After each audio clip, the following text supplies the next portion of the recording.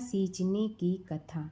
एक समय की बात है, एक गांव में एक गरीब लेकिन बहुत श्रद्धालु स्त्री रहती थी। वह प्रतिदिन भगवान विष्णु और माता लक्ष्मी की पूजा करती थी।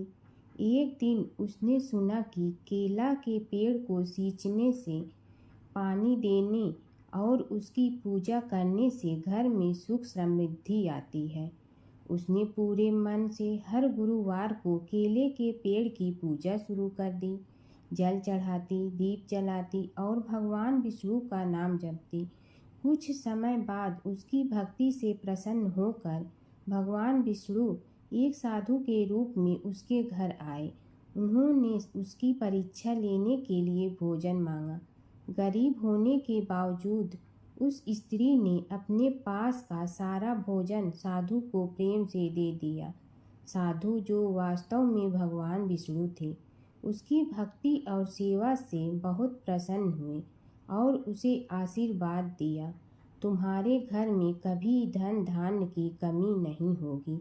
धीरे धीरे उस स्त्री का जीवन बदलने लगा। उसके घर में सुख समृद्धि आने लगी और हमेशा खुश रहने लगी। या माई को मुक्ति दी तुलसी माता की कथा। एक बुढ़िया माई तुलसी जी को सींचती और कहती कि हे तुलसी माता, सत की दाता, मैं तेरा बिडला सींचती हूँ, मुझे बहू दे, पीताम्बर की धोती दे, मीठा मीठा घास दे, बैकुंठा में वास दे, चटक की चाल दे, पटक की मोत दे, चंदन का काठ दे, रानी सा राज दे, दाल भात का भोजन दे, 11 की मौत दे, कृष्ण जी का कंधा दे। तब तुलसी माता यह सुनकर सूखने लगी।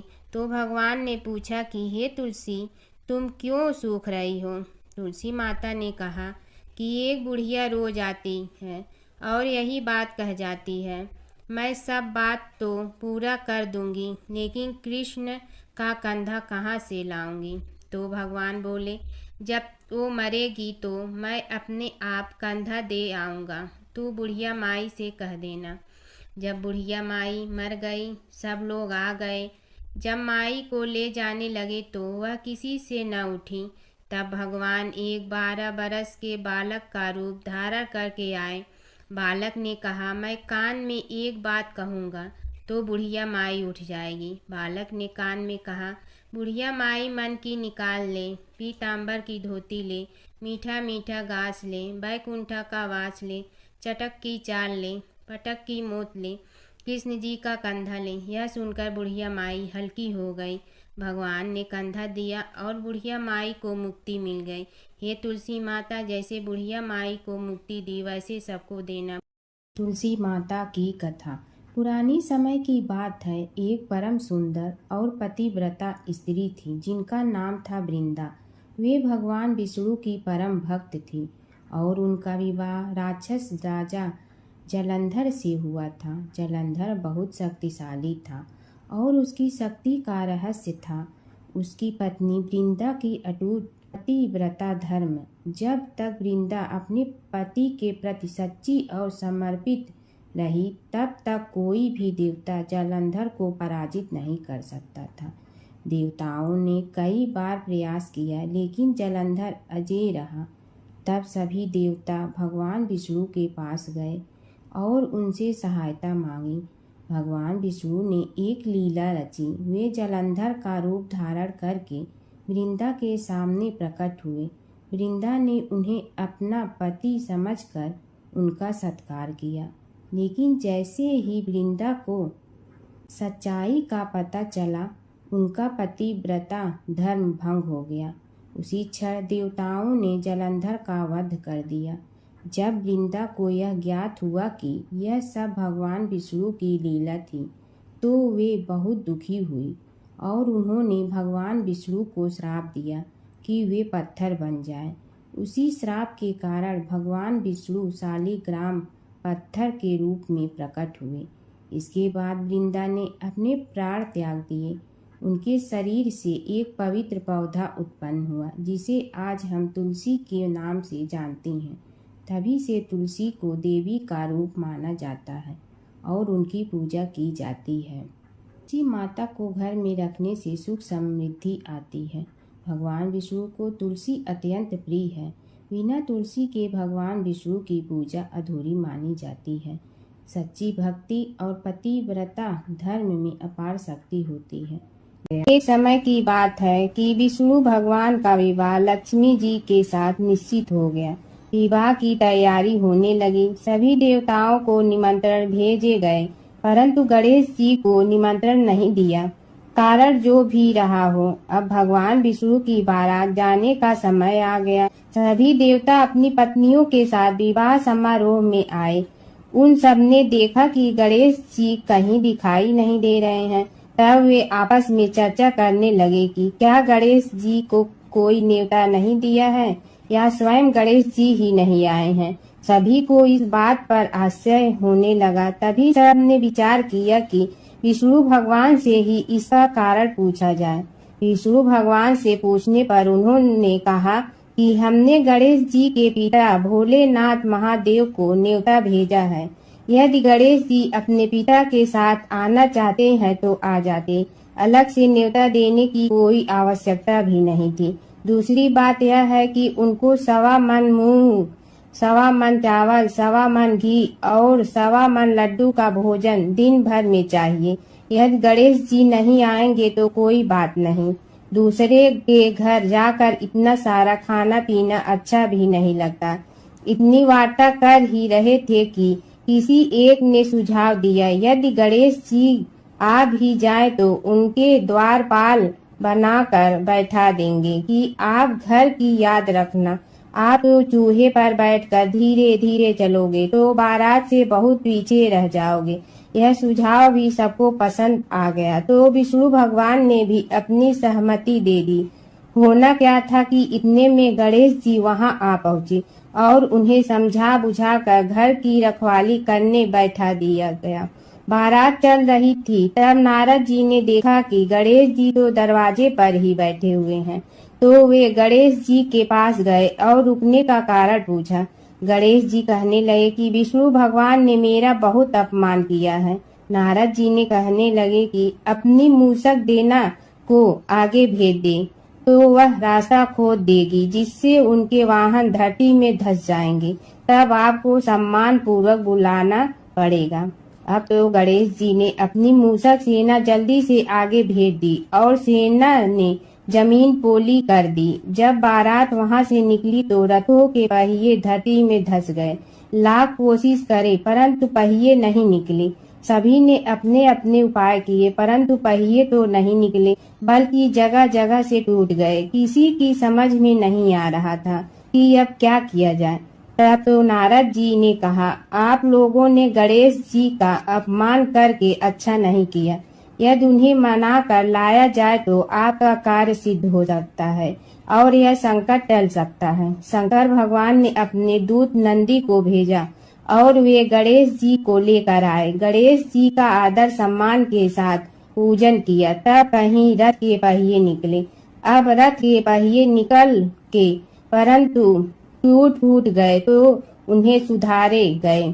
पास के खेत में खाती काम कर रहा था, उसे बुलाया गया। खाती अपना कार्य करने के पहले श्री गणेशाय नमः कहकर गणेश जी की वंदना मन ही मन करने लगा। देखते ही देखते खाती ने सभी पहियों को ठीक कर दिया। तब खाती कहने लगा कि हे देवताओं, आपने सर्वप्रथम गणेश जी को नहीं मनाया होगा और न ही उनकी पूजन की होगी, इसीलिए तो आपके साथ यह संकट आया है।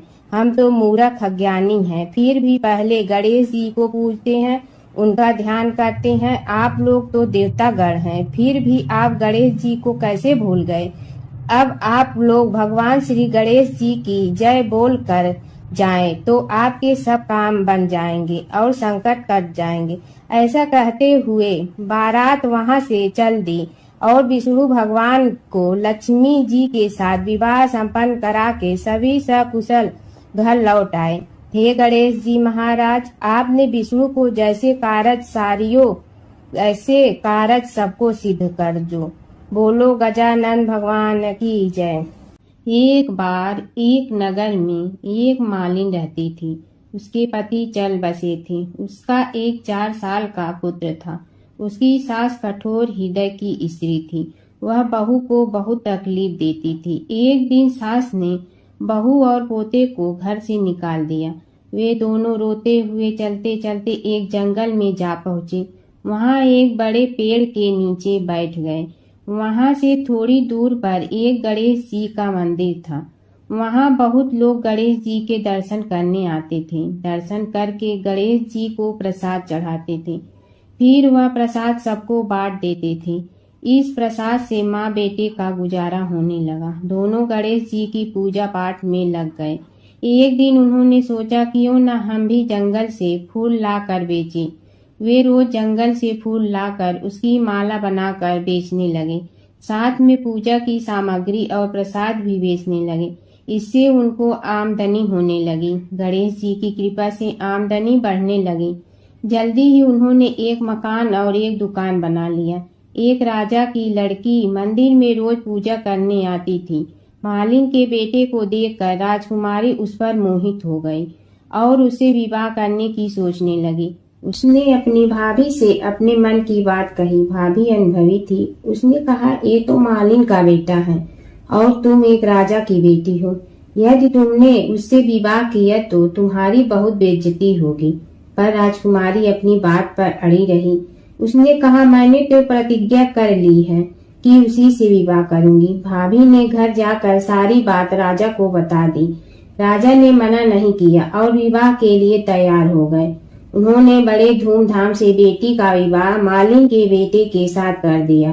मालिन ने सबसे पहले बेटे बहू को गणेश जी के मंदिर में ले जाकर पूजा पाठ करवाया और गणेश जी का आशीर्वाद दिलवाया। इसके बाद पूरे नगर में यह बात फैल गई कि गणेश जी की पूजा करने से सब दुख कष्ट दूर हो जाते हैं। इस बात पर सुनते ही नगर के सभी लोग मंदिर आने लगे। मालिन और उसके बेटे की बिक्री और बढ़ गई। उधर उसकी सास के बुरे दिन आ गए। अन्नदाता उससे रूठ गए और वह भूखों मरने लगी। एक दिन वह रोती धोती उसी गणेश जी के मंदिर में आ पहुंची। वहां वह मालिन के बेटे से बोली, मैं भूखी हूँ, मुझे रोटी कपड़ा दे दो, इसके बदले में तुम्हारा सारा काम कर दूंगी। लड़के को दया आ गई और उसे काम पर रख लिया। उसने अपनी दादी को नहीं पहचाना। जब मालिन घर आई तो उसने सास को पहचान लिया। वह सास से बोली, सासू जी आप यहाँ कैसे? सास ने पोते की तरफ इशारा करके कहा, मेरी इस सेठ के यहाँ नौकरी लग गई है। बहू बोली, यह आपका पोता है और यह घर भी आपका ही है, यह दुकान भी आपकी ही है। जब आपने हमें घर से निकाला तब गणेश जी ने हमारी रक्षा की।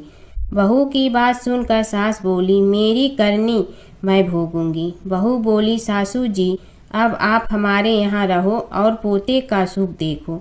हे गणेश जी महाराज, जैसा सुख आपने मालिन को दिया वैसा ही सुख सबको देना। कीड़ी नगरा सींचने की कहानी। एक गांव में एक बुढ़िया माई रहती थी। उसके 2 बेटे तथा बहू भी थे। बुढ़िया माई भगवान श्री हरि विष्णु की परम भक्त थी। अपना जीवन दान धर्म पुण्य कार्य कर्मों में लगाती थी। परंतु बुढ़िया माई कभी भी मंदिर और सत्संग में व तीर्थ स्थानों पर नहीं जाती थी। एक बार गांव में भागवत कथा हो रही थी। बेटे ने कहा, माँ आप सारा दिन घर में रहती हैं, आप मंदिर में भागवत कथा सुनने क्यों नहीं जाती? बुढ़िया माई ने बेटे का मन रखने के लिए कह दिया कि आज जाऊंगी, परंतु नहीं गई। ऐसा करते करते 6 दिन निकल गए।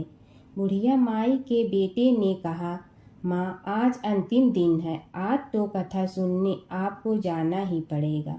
सारा दिन घर का काम करके बुढ़िया माई ने जाते जाते इतनी देर कर दी कि अंतिम दिन की भागवत कथा भी समाप्त हो गई। भगवान श्री हरि विष्णु सन्यासी का रूप धारण करके बुढ़िया माई के पास आए और बोले, बुढ़िया माई तुम कहाँ जा रही हो? बुढ़िया माई ने कहा, मैं भागवत कथा सुनने जा रही हूँ। तब सन्यासी रूपधारी भगवान श्री हरि विष्णु ने कहा, अब इतनी देर से क्यों जा रही हो? वहाँ तो अब कथा समाप्त हो गई है, अब वहाँ जाकर क्या करोगी? बुढ़िया माई ने कहा, अब घर से निकली हूँ तो जाकर ही रहूंगी। सब सन्यासी रूपधारी भगवान श्री हरि विष्णु ने कहा कि अब कथा समाप्त हो गई, भक्त लोग भी अपने अपने घर चले गए, अब तुम वहाँ से क्या लाओगी? तो बुढ़िया माई बोली, कुछ नहीं तो मैं वहाँ से एक ईंट ही उठा लाऊंगी। तो सन्यासी रूपधारी भगवान श्री हरि विष्णु बोले, तुम वहाँ से मिट्टी की ईंट लाओगी, उसके बदले में मैं तुम्हें एक सोने की ईंट देता हूँ। बुढ़िया माई ने ईंट ले ली और घर की तरफ चल पड़ी और विचार करने लगी कि यदि यह ईंट मैं घर लेकर जाऊंगी तो बेटे बहू झगड़ने लगेंगे, इसीलिए घर के आंगन में बाहर ही बुढ़िया माई ने वह ईंट जमीन में गाड़ दी। परंतु अब बुढ़िया माई का ध्यान उस ईंट पर ही रहने लगा। खाने पीने घर के काम करने में सदैव बुढ़िया माई अपना ध्यान सोने की ईंट पर ही लगाई रखती। बेटे बहू ने पूछा, माँ पूरे दिन घर के आंगन में क्या करती रहती हो? तो बुढ़िया माई ने कहा, मैं आने जाने वाले को देखती रहती हूँ। एक दिन बुढ़िया माई मर गई। यमराज के दूत बुढ़िया माई को लेने आए। बुढ़िया माई को लेकर धर्मराज जी के पास पहुँचे और धर्मराज जी को सारी बात बतलाई। धर्मराज जी ने बुढ़िया माई को कुतिया की योनि दे दी और कुतिया उसी पेड़ के नीचे बैठी रहती। बुढ़िया माई की बहू ने कहा, इस कुतिया को यहाँ से भगाओ, नहीं तो यह बच्चों को काट जाएगी। तो उसके बेटे ने उसकी पीठ पर एक लकड़ी मारी और बुढ़िया माई मर गई और को सर्प की योनि मिली। आंगन में सर्प को देखकर बेटे बहू ने किसी को काट नहीं जाए इसी डर से मार दिया। फिर बुढ़िया माई मरकर धर्मराज जी के पास पहुंची। बुढ़िया माई कीड़ी का रूप धारण करके उस आंगन में कीड़ी नगरा बना लिया। आंगन में कीड़ी नगरा हो गया। घर वाले बहुत परेशान हुए। घर वाले भोजन भी नहीं बना रहे थे और मन ही मन होने का स्मरण करने लगे। तब भगवान श्री हरि विष्णु सन्यासी का रूप धारण करके आए और बोले कि कुछ खाने को दे दो। तो घरवाले ने कहा, महाराज हमारे खाने को भी कुछ नहीं बनाया, क्योंकि हमारे घर में कीड़ी नगरा हो गया है, आप ही इसका कुछ उपाय बतलाइए। तब महाराज जी ने आंगन में खोदा और सोने की 28 निकाली और दोनों बेटों को दे दी और कहा, तुम्हारी माँ के नाम से दान पुण्य करना, धर्मशाला बनवाना, स्कूल बनवाना, प्याऊ लगवाना, गौशाला में गाय के चारे खाने की व्यवस्था करना। परंतु दोनों बेटे आपस में झगड़ने लगे कि तू दान कर, तू दान कर। किसी ने बुढ़िया माई के नाम से कोई दान नहीं किया और कीड़ी नगरा वहाँ उसी स्वरूप में स्थापित रहा। कुछ दिन बाद सन्यासी वापस आया और बुढ़िया माई के बेटों ने भगवान स्वरूपधारी सन्यासी महाराज से कहा कि हमारी घर की हालत वैसी की वैसी है, कीड़ी नगरा तो वैसे का वैसा ही है। तब साधु रूपधारी सन्यासी महाराज ने कहा, वह सोने के ईंट के टुकड़े लाओ और उन्हें बेचकर उनसे जो भी धन मिले उसे तुम्हारी माँ के नाम से दान पुण्य करो। इस कीड़ी नगरा पर शक्कर और आटा डालो। तुम ऐसा करोगे तो तुम्हारी माँ को मोक्ष प्राप्ति होगी। और उनके घर से कीड़ी नगरा चला गया। जो व्यक्ति प्रतिदिन सुबह प्रातः आटा और शक्कर कीड़ी नगरे पर डालता है, वह सदैव धनवान, पुत्रवान, संपन्न, सुख शांति से जीवन यापन करता है। उसके घर में कभी कोई कष्ट नहीं आता है। उसका जीवन सदा सर्वदा आनंद से व्यतीत होता है। उसके परिवारजन उसे अत्यधिक स्नेह प्रदान करते हैं। कीड़ी नगरा प्रतिदिन सींचने से जुड़ी नगरी की कहानी सुनने से, दान पुण्य व धर्म कार्यों में रुचि लगाने से जीवन उत्तम हो जाता है। जमुना की कहानी। प्राचीन समय में एक गांव था जिसमें दो बहनें रहा करती थी। एक बहन का नाम गंगा था तो दूसरी बहन का नाम जमुना था। एक बार दोनों बहनें एक साहूकार के खेत से गुजर रही थी तो जमुना ने 13 दाने जौ के तोड़ लिए। जिसे देख गंगा बोली कि तुझे तो ग्रहण लग गया, तूने चोरी की है। इस पर जमुना बोली कि अब मेरा ग्रहण कैसे धुलेगा। गंगा ने कहा कि तुझे 12 साल तक साहूकार के यहाँ नौकरी करनी पड़ेगी, तभी तेरा पाप धुलेगा और ग्रहण से मुक्ति मिलेगी। जमुना साहूकार के यहाँ नौकरी के लिए जाती है और अपने लिए काम मांगती है। साहूकार उसे काम पर रख लेता है, लेकिन काम करने से पहले जमुना उसे कहती है कि मैं सारे काम करूंगी लेकिन 4 काम नहीं करूंगी। जूठे बर्तन नहीं मांजूंगी, झाड़ू नहीं लगाऊंगी, बिस्तर नहीं बिछाऊंगी और दिया नहीं जलाऊंगी।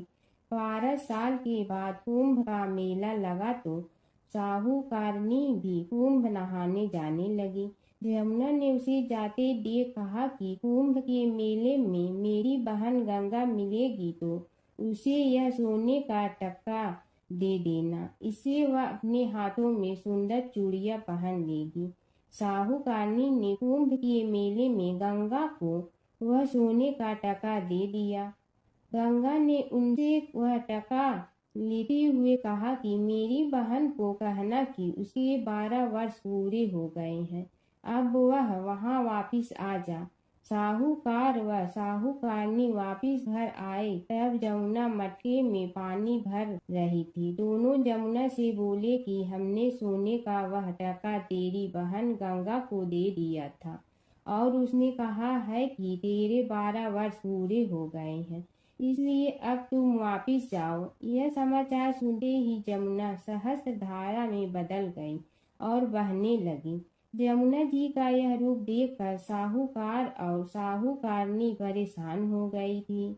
हमारे घर में जमुना माता ने काम किया, हमें तो अब ग्रहण लग गया है, हम यह ग्रहण कैसे उतारेंगे। जमुना भागकर गंगा माता के पास चली गई। गंगा ने जमुना से पूछा कि तुम साहूकारनी से कुछ कहकर आई हो या ऐसे ही बिना बताए आ गई। तब जमुना बोली कि मैं तो कुछ भी बताकर नहीं आई हूँ। गंगा ने कहा कि जा उन्हें धीरज दे आ, नहीं तो उन्हें जीवन भर असंतोष ही रहेगा।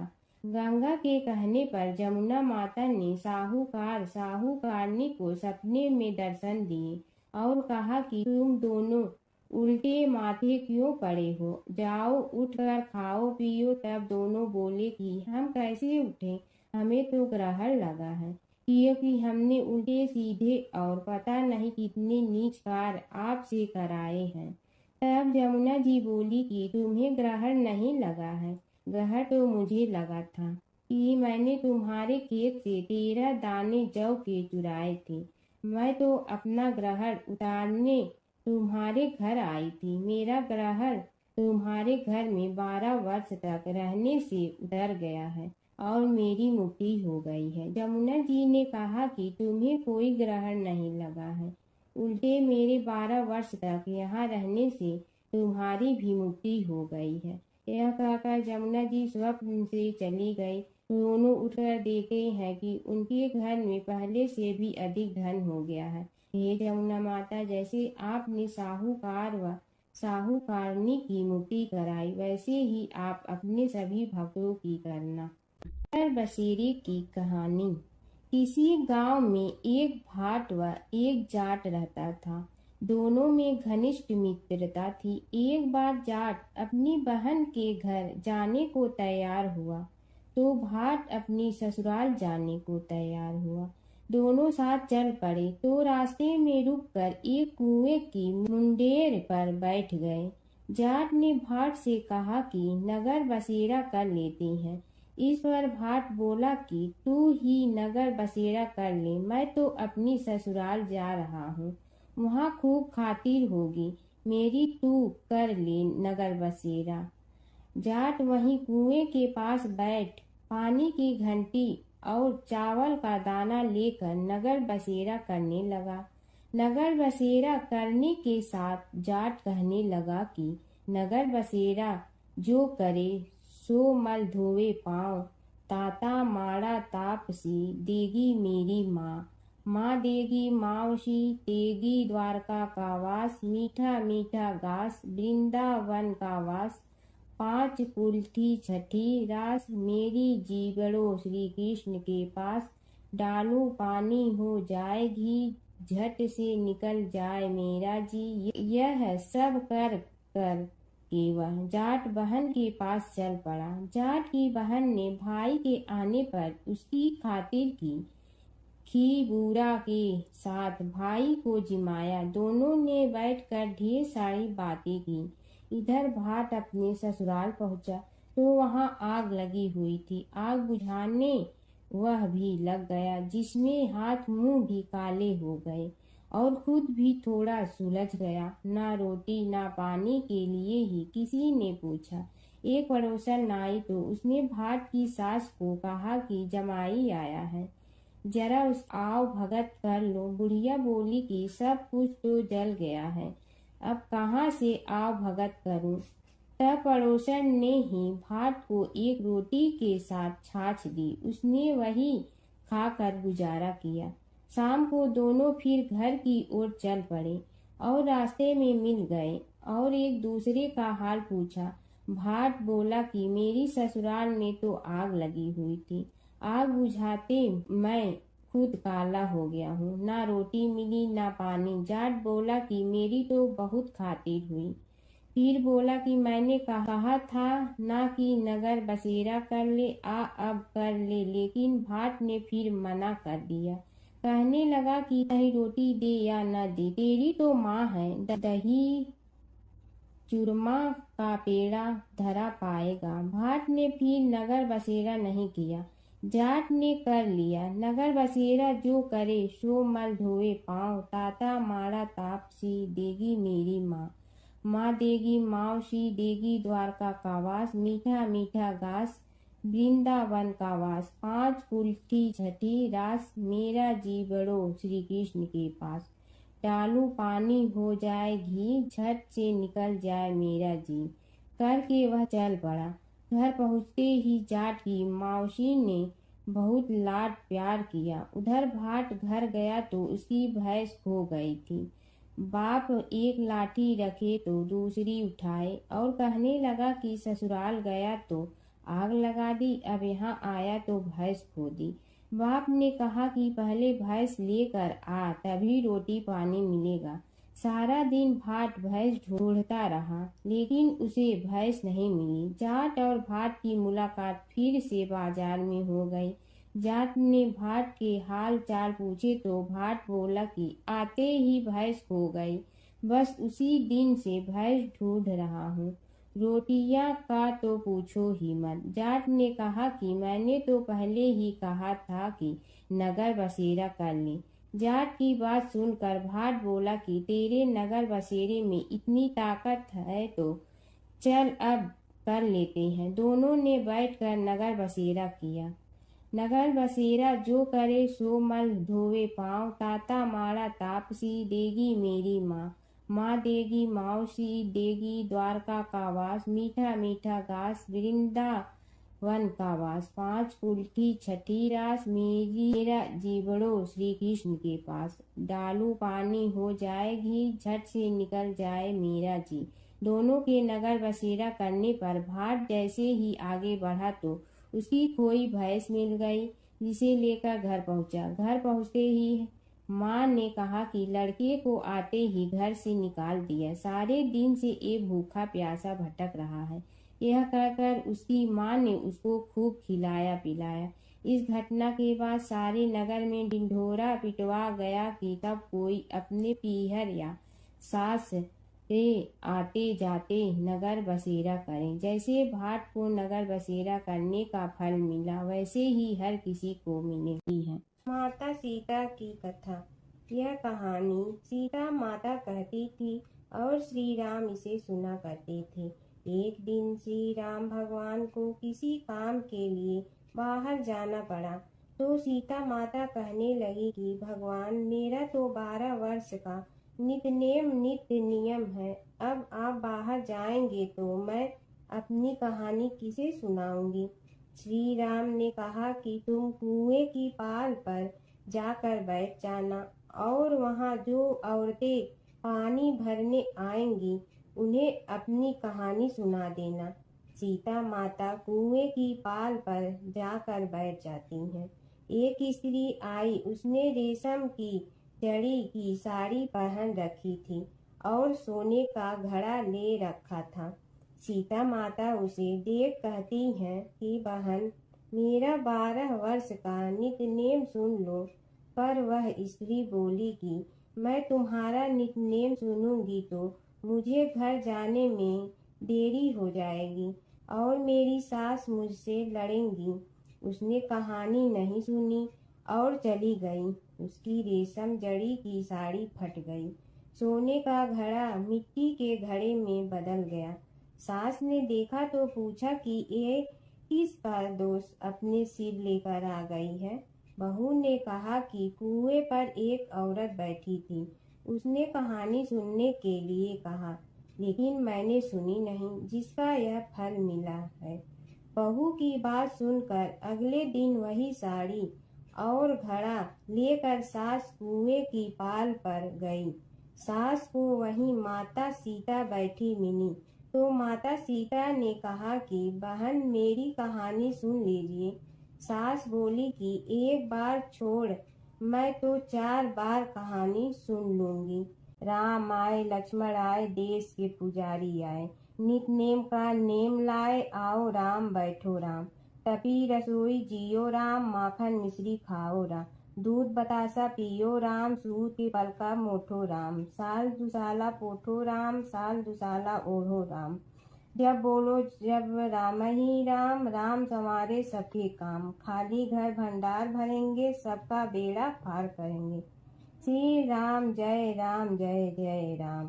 सास बोली कि बहन, कहानी तो बहुत अच्छी लगी।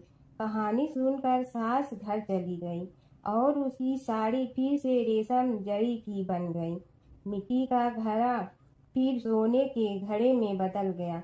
बहू कहने लगी, सासू माँ, आपने ये सब कैसे किया? सास ने कहा कि बहू, तू दोष लगा के आई थी और मैं अब दोष उतार कर आ रही हूँ। बहू ने फिर पूछा कि वह कुएं वाली स्त्री कौन है? सास बोली कि वे सीता माता थी। वे पुराने से नया कर देती हैं, खाली घर में भंडार भर देती हैं। वह लक्ष्मी जी का वास घर में कर देती हैं। आदमी की जो भी इच्छा हो उसे पूरा कर देती हैं। बहू बोली कि ऐसी कहानी मुझे भी सुना दो। सास बोली कि ठीक है, तुम भी सुनो। और सास ने कहानी शुरू की। राम आए, लक्ष्मण आए, देश के पुजारी आए, नित नेम का नेम लाए, आओ राम बैठो राम। तपी रसोई जियो राम, माखन मिश्री खाओ राम। दूध बतासा पियो राम, सूत के पलका मोठो राम। साल दुसाला पोठो राम, साल दुसाला ओढ़ो राम। जब बोलो जब राम ही राम, राम संवारे सबके काम। खाली घर भंडार भरेंगे, सबका बेड़ा पार करें। श्री राम जय जय राम। कहानी सुनकर बहू बोली कि कहानी तो बहुत अच्छी है। सास ने कहा कि ठीक है, इस कहानी को रोज कहा करेंगे। अब सास बहू रोज सवेरे उठती, नहाती धोती और पूजा करने के बाद नितनेम की सीता की कहानी कहती। एक दिन उनके यहाँ एक पड़ोस की औरत आई और बोली कि बहन, जरा सी आँच दे ना। तो वह बोली कि आज तो अभी हमने जलाई ही नहीं। पड़ोसन ने कहा कि तुम सुबह 4 बजे से उठकर क्या कर रही हो? फिर उन्होंने कहा कि सुबह उठकर हम पूजा करते हैं, फिर सीता माता की नितनेम की कहानी कहते हैं। पड़ोसन ने उसकी बात सुनकर फिर कहा कि सीता माता की कहानी कहने से तुम्हें क्या मिलता है? वे बोली कि इनकी कहानी कहने से घर में भंडार भर जाते हैं, सारे काम सिद्ध होते हैं, मन की इच्छा भी पूरी हो जाती है। पड़ोसन कहती है कि बहन, ऐसी कहानी तो मुझे भी सुना दो। फिर वह बोली कि ठीक है, तुम भी यह कहानी सुन लो। राम आए, लक्ष्मण आए, देश के पुजारी आए, नित नेम का नेम लाए, आओ राम बैठो राम। सारी कहानी सुनने के बाद पड़ोसन कहने लगी, बहन, कहानी तो मुझे बहुत अच्छी लगी। अब वह पड़ोसन भी नित नेम सीता माता की कहानी कहने लगी। कहानी कहने से सीता माता ने पड़ोसन के भी भंडार भर दिए। अब तो पूरे मोहल्ले में नित नेम की कथा चल पड़ी। हर किसी की मनोकामना पूरी होने लगी। हे सीता माता, जैसे आपने उनके भंडार भरे वैसे ही आप हमारे भी भंडार भरना, सबकी भरना, कहानी सुनने वाले के भी और कहानी कहने वाले के भी। प्राचीन काल की बात है। नैमिषारण्य क्षेत्र में ऋषि, महर्षि और साधु संतों का समाज जुड़ा था। उसमें श्री सूत जी भी विद्यमान थे। शौनक जी ने उनकी सेवा में उपस्थित होकर निवेदन किया कि हे अज्ञान रूप घोर तिमिर को नष्ट करने में करोड़ों सूर्यों के समान प्रकाशमान श्री सूत जी हमारे कानों के लिए अमृत के समान जीवन प्रदान करने वाले कथा तत्व का वर्णन कीजिए। हे सूत जी, हमारे हृदयों में ज्ञान के प्रकाश की वृद्धि तथा भक्ति, वैराग्य और विवेक की उत्पत्ति जिस कथा से हो सकती हो वह हमारे प्रति कहने की कृपा कीजिए। शौनक जी की जिज्ञासा से सूत जी बड़े प्रसन्न हुए। पूरा तन इतिहासों के स्मरण से उनका शरीर पुलकायमान हो रहा था।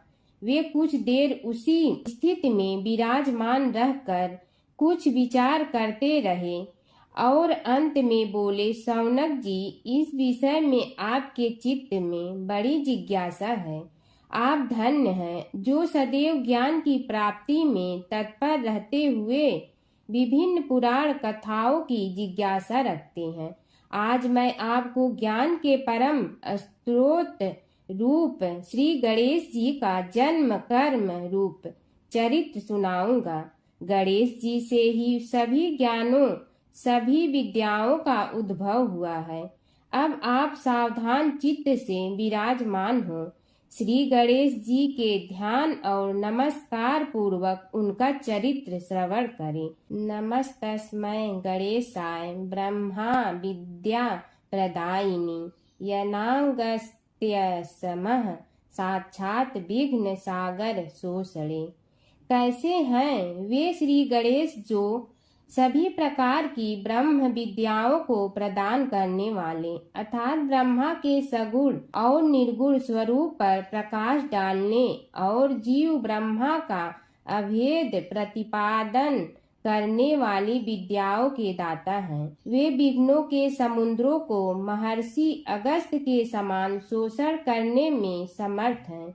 इसलिए उनका नाम विघ्न सागर शोषक के नाम से प्रसिद्ध है। मैं उन भगवान श्री गणेश जी को नमस्कार करता हूँ।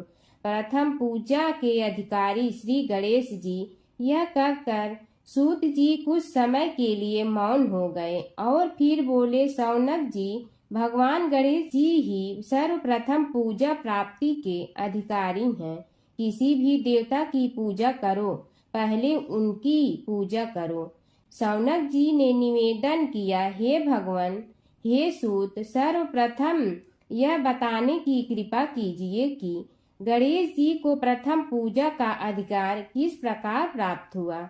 इस विषय में मेरी बुद्धि मोह को प्राप्त हो रही है कि सृष्टि रचयिता ब्रह्मा जी, पालन करता भगवान नारायण और संहार करता शिव जी में से किसी को प्रथम पूजा का अधिकारी क्यों नहीं माना गया। यह त्रिदेव ही तो सबसे बड़ा देवता माने जाते हैं। सूत जी ने कहा, शौनक जी, यह भी एक रहस्य ही है। देखो, अधिकार मांगने से नहीं मिलता, इसके लिए योग्यता होनी चाहिए। संसार में अनेकों देवी देवताएं पूजे जाते हैं। पहले जो जिसका इष्ट देव होता है वह उसी की पूजा किया करता है। इससे बड़े देवताओं के महत्व में कमी आने की आशंका उत्पन्न हो गई। इस कारण देवताओं में परस्पर विवाद होने लगा। वे उसका निर्णय प्राप्त करने के लिए शिव जी के पास पहुँचे और प्रणाम करके पूछने लगे, प्रभु, हम सब में प्रथम पूजा का अधिकारी कौन है। शिव जी सोचने लगे कि किसे प्रथम पूजा का अधिकारी माने। तभी उन्हें एक युक्ति सूझी। बोले, देवगण, इसका निपटारा बातों से नहीं तथ्यों से होगा। इसके लिए एक प्रतियोगिता रखनी होगी। शिव की परिक्रमा करने की प्रतियोगिता। देवगण उनका मुख देखने लगे, शंकित हृदय से सोचने लगे कि कैसी प्रतियोगिता रहेगी। यह शिव जी ने उनके मन के भाव ताड़ लिए, इसलिए सांत्वना भरे शब्दों में बोले, घबराओ मत, कोई कठिन परीक्षा नहीं ली जाएगी। बस इतना ही कि सभी अपने अपने वाहनों पर चढ़कर संसार की परिक्रमा करो और फिर यहाँ लौट आओ। जो पहले लौटेगा वही सर्वप्रथम पूजा का अधिकारी होगा। अब क्या देर थी, सभी अपने अपने वाहन पर चढ़कर दौड़ पड़े। किसी का वाहन गजराज था तो किसी का सिंह, किसी का भैंसा तो किसी का मृग, किसी का हंस तो किसी का उल्लू, किसी का अश्व तो किसी का श्वान। अभिप्राय यह है कि वाहनों को विविधता के दर्शन उस समय जितने भले प्रकार से हो सकते थे उतने अन्य समय में नहीं। सबसे गया बीता वाहन गणेश जी का था मूषक, उससे चूहा भी कहते हैं। ऐसे वाहन के बल भरोसे इस प्रतियोगिता में सफल होना तो क्या, सम्मिलित होना भी हास्यास्पद है। गणेश जी ने सोचा, छोड़ो, क्या होगा प्रतियोगिता में भाग लेने से, हम तो यहाँ बैठे रहकर ही तमाशा देखेंगे। वे बहुत देर तक विचार करते रहे। अंत में उन्हें एक युक्ति सूझी। शिव जी स्वयं ही जगदाता हैं, यह संसार उन्हीं का प्रतिबिंब है, तब क्यों न इन्हीं की परिक्रमा कर ली जाए। इनकी परिक्रमा करने से ही संसार की परिक्रमा हो जाएगी। ऐसा निश्चय कर उन्होंने मूषक पर चढ़कर शिव जी की परिक्रमा की और उनके समक्ष जा पहुँचे। शिव जी ने कहा, तुमने परिक्रमा पूर्ण कर ली? उन्होंने उत्तर दिया, जी हाँ। शिव जी सोचने लगे कि इसे तो यहीं घूमते हुए देखा, फिर परिक्रमा कैसे कराया। देवताओं का परिक्रमा करके लौटना आरंभ हुआ और उन्होंने गणेश जी को वहां बैठे देखा तो माथा ठनक गया। फिर भी साहस करके बोले, अरे तुम विश्व की परिक्रमा के लिए नहीं गए? गणेश जी ने कहा, अरे मैं कब का यहाँ आ गया। देवता बोले, तुम्हें तो कहीं भी नहीं देखा। गणेश जी ने उत्तर दिया, देखते कहाँ से, समस्त संसार शिव जी में विद्यमान है। इनकी परिक्रमा करने से ही संसार की परिक्रमा पूर्ण हो गई। सूत जी बोले, शौनक, इस प्रकार गणेश जी ने अपनी बुद्धि के बल पर ही विजय प्राप्त कर ली। उनका कथन सत्य था, इसलिए कोई विरोध करता भी तो कैसे। बस उसी दिन से गणेश जी की प्रथम पूजा होने लगी। सूत जी बोले, हे शौनक जी, यह एक तथ्य है कि गणेश जी ही उसके पात्र हैं। वे बड़े देवता का भी कार्य सिद्धि में विघ्न उपस्थित होने पर उन विघ्न राज का आश्रय न लिया हो। हे शौनक, वे देव भी बड़े दयालु हैं। नाम तो शिव जी का ही आशुतोष है, किंतु वे सर्वात्मा और सर्वरक्षक प्रभु तो शिव जी की अपेक्षा भी शीघ्र ही प्रकट हो जाते हैं। उनका भक्त कभी किसी संकट में नहीं पड़ता। यदि प्रारब्ध वशात कभी किसी विपत्ति में पड़ भी जाता है तो गणेश्वर की उपासना करने पर उनके अनुग्रह से उनके समस्त दुख दूर होकर परम सुख की प्राप्ति होती है।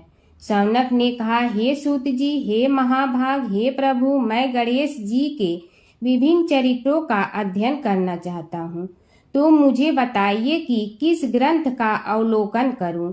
हे दयामय, आपको तो उनके समस्त चरित्र विदित है कि यदि आप ही उन्हें सुनाने की कृपा करें तो मेरा अत्यधिक उपकार होगा। सूत जी बोले, हे शौनक भगवान, गणेश्वर के इतने चरित्र हैं कि उन सब का कथन इस जीवा से संभव नहीं, क्योंकि प्रभु अनंत, प्रभु चरित अनंता वाली बात समस्त विद्वान ऋषि मुनि कहते हैं। फिर भी गणेश जी प्रथम पूजा के अधिकारी होने के कारण समस्त देव चरित्रों में जुड़े हुए हैं, इसलिए उनका प्रभाव भी सर्वाधिक व्यापक है। हे मुने, हे शौनक, वे भगवान सर्व समर्थ हैं। वे सभी का तिरस्कार करने में समर्थ हैं, किंतु उनका तिरस्कार कोई भी नहीं कर सकता। यह त्रिलोक्य उन्हीं भगवान के संकेत पर नित्य करता है। इसकी समस्त क्रियाएं उन्हीं की इच्छा पर आश्रित हैं। हे शौनक, भगवान गणेश्वर स्वयं कहते हैं, शिवे विष्णु च शक्तौ च सूर्ये मयि निराधिप यो भेद बुद्धि योगः स सम्य योगो मतो मम। हे नरेश्वर, हे वरेण्य, शिव, विष्णु, शक्ति, सूर्य और मुझ गणेश में जो अभेद बुद्धि योग है, मेरे मत में वही सम्यक योग है। इससे यह भी सिद्ध है कि समस्त देवता उन्हीं के स्वरूप हैं। वे ही भगवान विभिन्न कार्य रूपों के अनुसार अपना भिन्न भिन्न नाम रखते हैं। हे मुनि श्रेष्ठ, उन सब देवताओं के चरित्र भी उन्हीं गणराज के चरित्र हैं। यद्यपि सब चरित्र एक ही ग्रंथ में मिलने में संभव नहीं है, फिर भी गणेश्वर के अनेकों प्रमुख चरित्रों का वर्णन गणेश पुराण में हुआ है। राजा सोमकांत का वृतांत कथन। शौनक जी ने पूछा, हे प्रभु, गणेश पुराण का आरंभ किस प्रकार हुआ, यह मुझे बताने की कृपा करे। इस पर सूत जी ने कहने लगे, हे शौनक, यद्यपि गणेश पुराण है तो बहुत प्राचीन, क्योंकि भगवान गणेश्वर तो आदि हैं। न जाने कब से गणेश जी अपने उपासकों पर कृपा करते चले आ रहे हैं। उनके अनंत चरित्र हैं, जिनका संग्रह एक महापुराण का रूप ले सकता है। उसे एक बार भगवान नारायण ने नारद जी को और भगवान ने शंकर और जगन जननी पार्वती जी को सुनाया था। बाद में वही पुराण संक्षेप रूप में ब्रह्मा जी ने महर्षि वेद व्यास को सुनाया और फिर व्यास जी ने महर्षि भृगु को सुनाया। भृगु ने कृपा करके सौराष्ट्र के एक राजा सोमकांत को सुनाया था। तब से वह पुराण अनेक कथाओं में विस्तृत होता रहा और अनेक कथाओं से रहित होता हुआ अनेक रूप में प्रचलित है। शौनक जी ने पूछा, भगवान, आप यह बताने का कष्ट करें कि राजा सोमकांत कौन था। उसने महर्षि से गणेश पुराण का श्रवण कहाँ किया था, उस पुराण के श्रवण से उसे क्या क्या उपलब्धियां हुई। हे नाथ, मुझे श्री गणेश्वर की कथा के प्रति उत्कंठा बढ़ती ही जा रही है। सूत जी बोले, हे शौनक, सौराष्ट्र के देवनगर नाम की एक प्रसिद्ध राजधानी थी। वहाँ का राजा सोमकांत था। वह अपनी प्रजा का पुत्र के समान पालन करता था। वह वेद ज्ञान संपन्न, शस्त्र विद्या में पारंगत एवं प्रबल प्रतापी राजा, समस्त राजाओं में मान्य तथा अत्यंत वैभवशाली था। उसका ऐश्वर्य कुबेर के भी ऐश्वर्य को लज्जित करता था। उसने अपने पराक्रम से अनेकों देश जीत लिए थे। उसकी पत्नी अत्यंत रूपवती, गुणवती, धर्माज्ञा एवं पतिव्रत धर्म का पालन करने वाली थी। वह सदैव अपने प्राणनाथ की सेवा में लगी रहती थी। उसका नाम सुधर्मा था। जैसे वह प्रतिव्रता थी, वैसे ही राजा भी एक पत्नी व्रता का पालन करने लगा। उसके हेमकांत नामक एक सुंदर पुत्र था। वह भी सभी विद्याओं का ज्ञाता और अस्त्र शस्त्रादि के अभ्यास में निपुण हो गया था।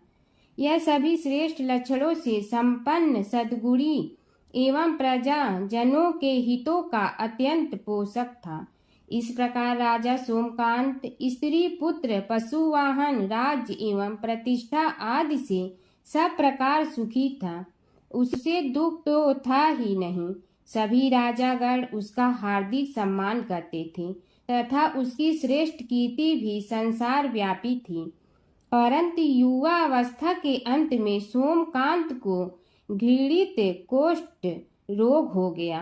उसके अनेक उपचार किए गए, किंतु कोई लाभ नहीं हुआ। रोग शीघ्रता से बढ़ने लगा और उसके कीड़े पड़ गए। जब रोग की अधिक वृद्धि होने लगी और उसका कोई उपाय न हो सका, तो राजा ने मंत्रियों को बुलाकर कहा, सुव्रतो, जाने किस कारण यह रोग मुझे पीड़ित कर रहा है। अवश्य ही यह किसी पूर्व जन्म के पाप का फल होगा। इसलिए मैं अब अपना समस्त राजपाट छोड़कर वन में रहूंगा। मेरे पुत्र हेमकांत को मेरे समान मानकर राज्य शासन का धर्म पूर्वक संचालन कराते रहें। यह कहकर राजा ने शुभ दिन दिखवाकर अपने पुत्र हेमकांत को राज्य पद पर अभिषेक किया और अपनी पत्नी सुधर्मा के साथ निर्जन वन की ओर चल दिया। प्रजापालक राजा के वियोग में समस्त प्रजा जन अश्रु बहाते हुए उनके साथ चले गए। राज्य की सीमा पर पहुंचकर राजा ने अपने पुत्र अमात्यगण और प्रजाजनों को समझाया, आप सब लोग धर्म के जानने वाले, श्रेष्ठ आचरण में तत्पर एवं सहृदय हैं।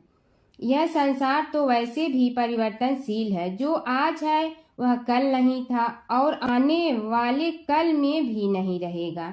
इसलिए मेरे जाने से दुख का कोई कारण नहीं है। मेरे स्थान पर मेरा पुत्र सभी कार्यों को करेगा, इसलिए आप सब उसके अनुशासन में रहते हुए उसे सदैव सम्मान करते रहें।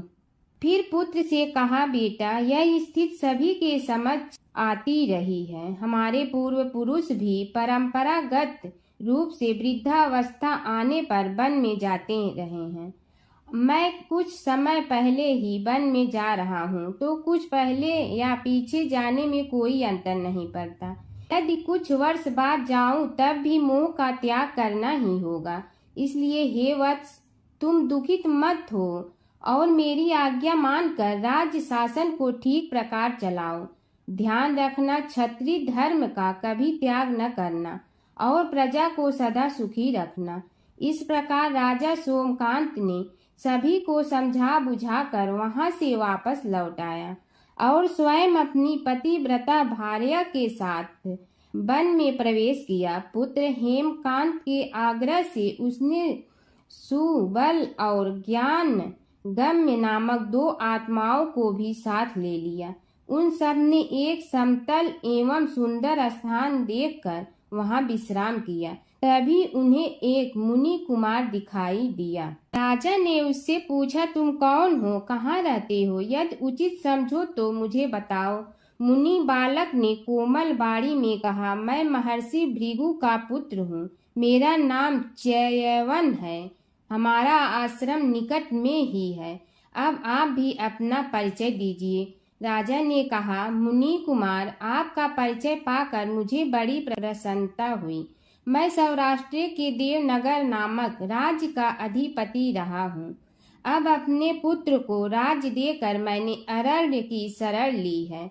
मुझे कुष्ठ रोग अत्यंत पीड़ित किए हुए हैं। उसकी निवृत्ति का कोई उपाय करने वाला हो तो कृपा कर मुझे बताइए। मुनि कुमार ने कहा, मैं अपने पिताजी से अपना वृतांत कहता हूँ, फिर वे जैसा कहेंगे आपको बताऊंगा। यह कहकर मुनि बालक चला गया और कुछ देर में ही आकर बोला, राजन, मैंने आपका वृतांत अपने पिताजी को बताया। उनकी आज्ञा हुई है कि आप सब मेरे साथ आश्रम में चलकर उनसे भेंट करें, तभी आपके रोग के विषय में भी विचार किया जाएगा। राजा सोमकांत के पूर्व जन्म का वृत्तांत भृगु द्वारा वर्णन। राजा अपनी पत्नी और अमात्यों के सहित च्यवन के साथ साथ भृगु आश्रम में जा पहुंचा और उन्हें प्रणाम कर बोला, हे भगवान, हे महर्षि, मैं आपकी शरण हूँ। आप मुझ कुष्ठी पर कृपा कीजिए। महर्षि बोले, राजन, यह तुम्हारे किसी पूर्व जन्म कृत पाप का ही उदय हो गया है। इसका उपाय मैं विचार करके बताऊंगा। आज तो तुम सब स्नान आज से निवृत्त होकर रात्रि विश्राम करो। महर्षि की आज्ञा अनुसार सबने स्नान, भोजन आदि के उपरांत रात्रि व्यतीत की और प्रातः काल स्नान आदि नित्य कर्मों से निवृत्त होकर महर्षि की सेवा में उपस्थित हुए। महर्षि ने कहा, राजन, मैंने तुम्हारे पूर्व जन्म का वृतांत जान लिया हूँ और यह भी विदित कर लिया है कि किस पाप के फल से तुम्हें इस रोग की प्राप्ति हुई है। यदि तुम चाहो तो उसे सुना दूं। राजा ने हाथ जोड़कर निवेदन किया, बड़ी कृपा होगी मुनिनाथ, मैं उसे सुनने के लिए उत्कंठित हूँ। महर्षि ने कहा, तुम पूर्व जन्म में एक धनवान वैश्य के लाडले पुत्र थे। वह वैश्य विंध्याचल के निकट कौलहार नामक ग्राम में निवास करता था। उसकी पत्नी का नाम सुलोचना था। तुम उसी वैश्य दंपत के पुत्र हुए। तुम्हारा नाम कामद था। तुम्हारा लालन पालन बड़े लाड चाव से हुआ। उन्होंने तुम्हारा विवाह एक अत्यंत सुंदरी वैश्य कन्या से कर दिया था, जिसका नाम कुटुम्बिनी था। यद्यप तुम्हारी भार्या सुशीला थी और तुम्हें सदैव धर्म में निरत देखना चाहती थी, किंतु तुम्हारा स्वभाव वासनांध होने के कारण दिन प्रतिदिन उज्जवल होता जा रहा था। किंतु माता पिता भी धार्मिक थे, इसलिए उनके सामने तुम्हारी उज्ज्वलता दबी रही। परंतु माता पिता की मृत्यु के बाद तुम निरंकुश हो गए और अपनी पत्नी की बात भी नहीं मानते थे। तुम्हें अनाचार में प्रवृत्त देखकर उसे दुख होता था, तो भी उसका कुछ बस न चलता था। तुम्हारी उन्मत्तता चरम सीमा पर थी। अपनों से भी द्वेष और क्रूरता का व्यवहार किया करते थे। हत्या आदि कराते थे। तुम्हारे लिए सामान्य बात हो गई। पीड़ित व्यक्तियों ने तुम्हारे विरुद्ध राजा से पुकार की। अभियोग चला और तुम्हें राज्य की सीमा से भी बाहर चले जाने का आदेश हुआ। तब तुम घर छोड़कर किसी निर्जन वन में रहने लगे। उस समय तुम्हारा कार्य लोगों को लूटना और हत्या करना ही रह गया। एक दिन माध्याह्न काल था। गुणवर्धक नामक एक विद्वान ब्राह्मण उधर से निकला। बेचारा अपनी पत्नी को लिवाने के लिए ससुराल जा रहा था। तुमने उस ब्राह्मण युवक को पकड़कर लूट लिया। प्रतिरोध करने पर उसे मारने लगे तो वह चित्कार करने लगा, मुझे मत मार, मत मार। देख, मेरा दूसरा विवाह हुआ है। मैं पत्नी को लेने के लिए जा रहा हूँ। किंतु तुम तो क्रोधवश में ऐसे लीन हो रहे थे कि तुमने उसकी बात सुनकर भी नहीं सुनी। जब उसे मारने लगे तो उसने श्राप दे दिया, अरे हत्यारे, मेरी हत्या के पाप से तो सहस्त्र कल्प तक घोर नरक भोगोगे। तुमने उसकी कोई चिंता न की और सिर काट लिया। राजन, तुमने ऐसी एक नहीं बल्कि अनेक निरीह हत्याएं की थी, जिनकी गणना करना भी पाप है। इस प्रकार इस जन्म में तुमने घोर पाप कर्म किए थे, किंतु बुढ़ापा आने पर जब अशक्त हो गए तब तुम्हारे साथ जो क्रूर कर्मा थे वे भी किनारा कर गए। उन्होंने सोच लिया कि अब तो इसे खिलाना भी पड़ेगा, इसलिए मरने दो यहीं। अमोघ प्रभाव गणेश उपासना का कथन। राजन, अब तुम निरालंब थे, चल फिर तो सकते ही नहीं थे। भूख से पीड़ित रहने के कारण रोगों ने भी घेर लिया। उधर से जो कोई निकलता तुम्हें घृणा की दृष्टि से देखता हुआ चला जाता। तब तुम आहार की खोज में बड़ी कठिनाई से चलते हुए एक जीर्ण शीर्ण देवालय में पहुंचा। उसमें भगवान गणेश्वर की प्रतिमा विद्यमान थी। तब न जाने किस पुण्य के उदय होने से तुम्हारे मन में गणेश जी के प्रति भक्ति भाव जागृत हुआ। तुम निराहार रहकर उनकी उपासना करने लगे। उससे तुम्हें सब कुछ मिला और रोग भी कम हुआ। राजन, तुमने अपने साथियों की दृष्टि बचाकर बहुत सा धन एक स्थान पर गाड़ दिया था। अब तुमने उस धन को उसे देवालय के जीर्णोद्धार में लगाने का निश्चय किया। शिल्पी बुलाकर उस मंदिर को सुंदर और भव्य बनवा दिया। इस कारण कुख्याति सुख्याति में बदलने लगी। फिर यथा समय तुम्हारी मृत्यु हुई। यमदूतों ने पकड़कर तुम्हें यमराज के समक्ष उपस्थित किया। यमराज तुमसे बोले, जीव, तुमने पाप और पुण्य दोनों ही किए हैं और दोनों का ही भोग तुम्हें भोगना है, किंतु पहले पाप का फल भोगना चाहते हो पुण्य का। इसके उत्तर में तुमने प्रथम अपने पुण्य कर्मों के भोग की इच्छा प्रकट की और इसीलिए उन्होंने तुम्हें राजकुल में जन्म लेने के लिए भेज दिया। पूर्व जन्म में तुमने भगवान गणाध्यक्ष का सुंदर एवं भव्य मंदिर बनवाया था, इसलिए तुम्हें सुंदर देह की प्राप्ति हुई। यह कहकर महर्षि भृगु कुछ रुके। उन्होंने देखा कि राजा को इस वृतांत पर शंका हो रही है। तभी महर्षि के शरीर में असंख्य विकराल पक्षी उत्पन्न होकर राजा की ओर झपटे। उनकी चोंच बड़ी तीक्ष्ण थी, जिनसे वे राजा के शरीर को नोच नोच कर खाने लगे। उसके कारण उत्पन्न असहनीय पीड़ा से व्याकुल हुए राजा ने महर्षि के समक्ष हाथ जोड़कर निवेदन किया, प्रभु, आपका आश्रम तो समस्त द्वेष आदि से परे है और यहाँ मैं आपकी शरण में बैठा हूँ। तब यह पक्षी मुझे आकर ही क्यों पीड़ित कर रहे हैं? हे मुनिनाथ, इनसे मेरी रक्षा कीजिए। महर्षि ने राजा के अंतर्वचन सुनकर सांत्वना देते हुए कहा, राजन, तुमने मेरे वचनों में शंका की थी और जो मुझ सत्यवादी के कथन में शंका करते हैं उसे खाने के लिए मेरे शरीर से इसी प्रकार पक्षी प्रकट हो जाते हैं, जो कि मेरे हुंकार करने पर भस्म हो जाया करते हैं। यह कर महर्षि ने हुंकार की और तभी वे समस्त पक्षी भस्म हो गए। राजा श्रद्धावनत होकर उनके समक्ष अश्रुपात करता हुआ बोला, प्रभु, अब आप पाप से मुक्त होने का उपाय कीजिए। महर्षि ने कुछ विचार कर कहा, राजन, तुम पर भगवान गणेश्वर की कृपा सहज रूप से है और वे ही प्रभु तुम्हारे पापों को भी दूर करने में समर्थ हैं। इसलिए तुम उनके पाप नाशक चरित्रों का श्रवण करो। गणेश पुराण में उनके चरित्रों का भले प्रकार वर्णन हुआ है, अतएव तुम श्रद्धा भक्ति पूर्वक उसी को सुनने में चित्त लगाओ। राजा ने प्रार्थना की, महामुनि, मैंने गणेश पुराण का नाम भी आज तक नहीं सुना, तो उनके सुनने का सौभाग्य कैसे प्राप्त कर सकूंगा? हे नाथ, आपसे अधिक ज्ञानी और प्रकांड विद्वान और कौन हो सकता है?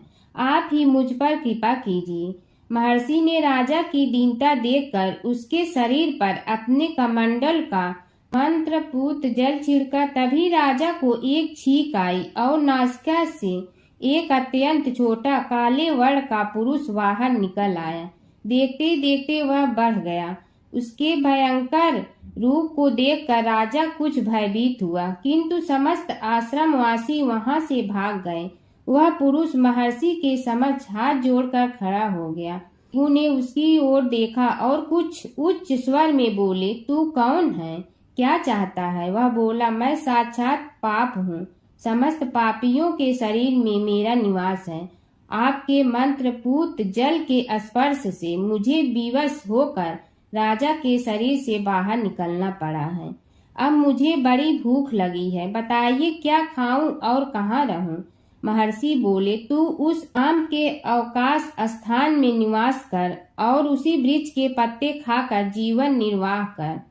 यह सुनते ही वह पुरुष आम के वृक्ष के पास पहुंचा, किंतु उसके स्पर्श मात्र से वह वृक्ष जलकर भस्म हो गया। फिर जब पाप पुरुष को रहने के लिए कोई स्थान दिखाई न दिया तो वह भी अंतर्हित हो गया। एक लपसी था, एक तपसी था। तपसी हमेशा भगवान की तपस्या में लीन रहता था। लपसी रोजाना सवा सेर की लपसी बनाकर भगवान का भोग लगाकर जीम लेता था। एक दिन दोनों लड़ने लगे। तपसी बोला, मैं रोज भगवान की तपस्या करता हूँ, इसलिए मैं बड़ा हूँ। लपसी बोला, मैं रोज भगवान को सवा सेर लपसी का भोग लगाता हूँ, इसलिए मैं बड़ा हूँ। नारद जी वहाँ से गुजर रहे थे। दोनों को लड़ता देखकर उनसे पूछा कि तुम क्यों लड़ रहे हो? तपसी ने खुद के बड़ा होने का कारण बताया और लपसी ने अपना कारण बताया। नारद जी बोले, तुम्हारा फैसला मैं करूँगा। दूसरे दिन लपसी और तपसी नहाकर अपनी रोज की भक्ति करने आए तो नारद जी ने छुपकर 1.25 करोड़ की एक एक अंगूठी उन दोनों के आगे रख दी। तपसी की नज़र उस अंगूठी पर पड़ी, जो उसने चुपचाप अंगूठी उठाकर अपने नीचे दबा ली। तब लपसी की नज़र अंगूठी पर पड़ी, लेकिन उसने ध्यान नहीं दिया। भगवान को भोग लगाकर लपसी खाना खाने लगा। नारद जी सामने आए तो दोनों ने पूछा कि कौन बड़ा, तो नारद जी ने तपसी से खड़ा होने को कहा। वो खड़ा हुआ तो उसने नीचे दबी अंगूठी दिखाई पड़ी। नारद जी ने लपसी से कहा, तपस्या करने के बाद भी तुम्हारी चोरी करने की आदत नहीं गई, इसलिए लपसी बड़ा है और तुम्हें तुम्हारी तपस्या का कोई फल भी नहीं मिलेगा। तपसी शर्मिंदा होकर माफ़ी मांगने लगा। उसने नारद जी से पूछा, मुझे मेरी तपस्या का फल कैसे मिलेगा? नारद जी ने कहा, यदि कोई गाय और कुत्ते की रोटी नहीं बनाएगा तो फल तुम्हें मिलेगा। यदि कोई ब्राह्मण को भोजन करवा कर दक्षिणा नहीं देगा तो फल तुम्हें मिलेगा। यदि कोई साड़ी के साथ ब्लाउज नहीं देगा तो फल तुझे मिलेगा। यदि कोई दिए से दिया जलाएगा तो फल तुम्हें मिलेगा। यदि कोई सारी कहानी सुने लेकिन तुम्हारी कहानी नहीं सुने तो फल तुझे मिलेगा। उसी दिन से हर व्रत कथा कहानी के साथ लपसी तपसी की कहानी भी सुनी और कही जाती है। ओम जय जगदीश हरे स्वामी जय जगदीश हरे, भक्त जनों के संकट क्षण में दूर करे। ओम जय जगदीश हरे, जो ध्यावे फल पावे, दुख बिन दे मन का, सुख संपत्ति घर आवे, कष्ट मिटे तन का। ओम जय जगदीश हरे, मात पिता तुम मेरे, शरण कहूँ किसकी, तुम विनय और न दूजा, आस करूँ जिसकी। ओम जय जगदीश हरे, तुम पूर्ण परमात्मा, तुम अंतर्यामी, पार ब्रह्म परमेश्वर, तुम सबके स्वामी। ओम जय जगदीश हरे, तुम बिंदा के सागर, तुम पालन करता, मैं मूरख कल काम, कृपा करो भरता। ओम जय जगदीश हरे, तुम हो ये कय गोचर, सबके प्राणपति, किस विधि मिलूं दया में, तुमको मैं कुमति। ओम जय जगदीश हरे, दीन बंधु दुख हरता, तुम रक्षक मेरे, अपने हाथ उठाओ, द्वार पड़ा तेरे। ओम जय जगदीश हरे, विषय विकार मिटा, पाप हरो देवा, श्रद्धा भक्ति बढ़ाओ, संतन की सेवा। ओम जय जगदीश हरे, तन मन धन सब तेरा, स्वामी सब कुछ है तेरा, तेरा तुझको अर्पण क्या लागे मेरा। ओम जय जगदीश हरे, जय जगदीश हरे, स्वामी जय जगदीश हरे, भक्त जनों के संकट क्षण में दूर करे। ओम जय जगदीश हरे, स्वामी जय जगदीश हरे।